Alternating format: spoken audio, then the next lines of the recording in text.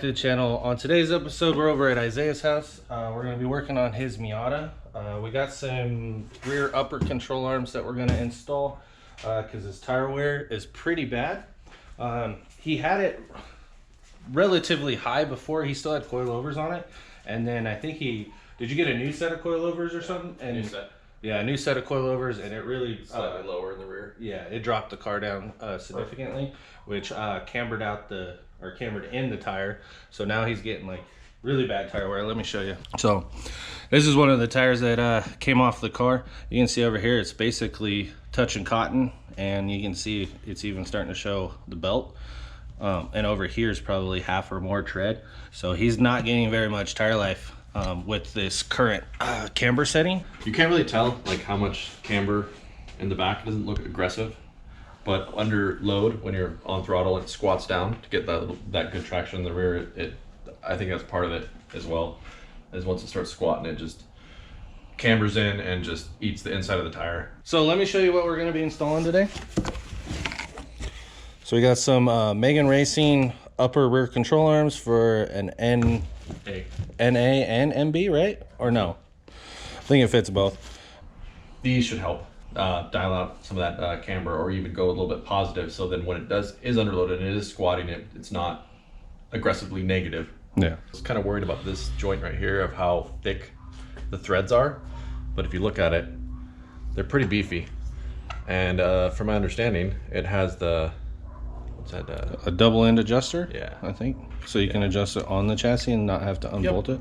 So basically you loosen the lock nuts here, and then you can adjust with this middle piece. But yeah, they look pretty hardy. Should be interesting to see. They look too shiny for my car, but yeah, we'll deal with it. Let's get this thing off the ground, get the jack under it, and get the wheel off, and we'll start getting this installed.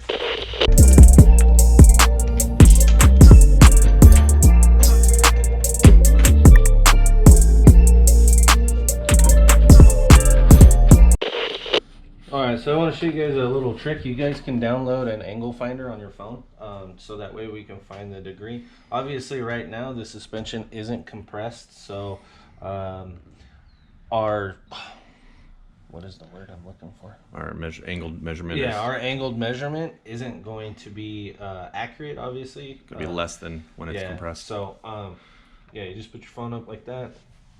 It looks like we're at about 91 degrees, which is basically 1 degree. Like I said before, the fact that the suspension isn't compressed and it's not under any kind of load, it's only going to get worse from there, and it'll so when we get to putting on the new control arms, we'll put it down on the ground and do a measurement, or we'll put a jack stand under here, and then we'll measure off this flat surface right here, and then we'll adjust accordingly to get the degree that we're looking for. So all right, start with the easy bolt, right?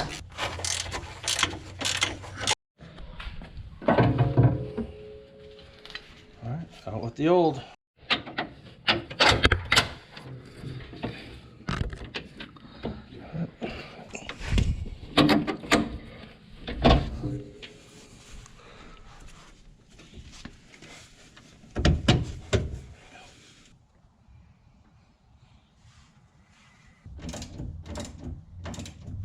All right, so we got this side all finished up, tightened up and everything, so we're gonna jump to the other side, get that done. We're probably just gonna skip past that and move on to getting this thing somewhat in spec as far as the camber that we're looking for. So let's just, we'll move on to that. All right, so we did some measuring with our phone, and I think what we're gonna end up doing is we're gonna set some positive camber on this side at, what did we say, 0.7 on the driver's side to compensate for the weight of the driver.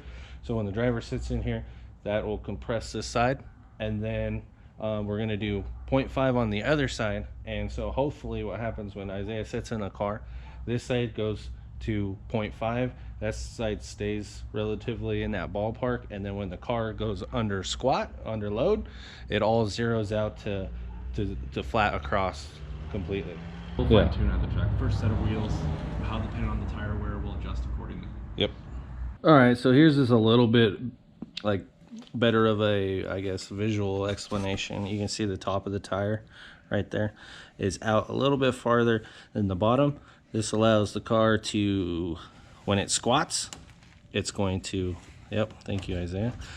When it squats, it's going to lay down flat, and we're going to get a nice even patch, and that's going to allow our tires to wear a lot more evenly, so we're not just wasting money on tires.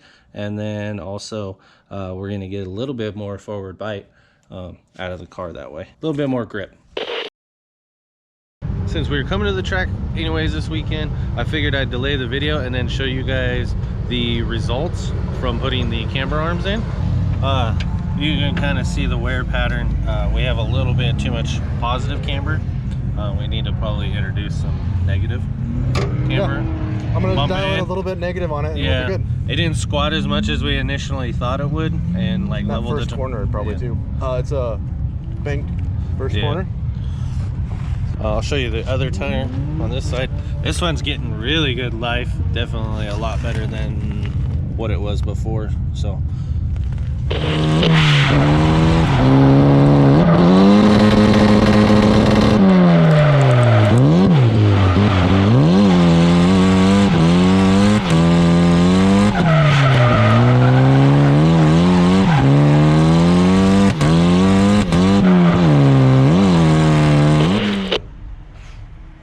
Really good bang for your buck, and time wise, I mean, it's awesome.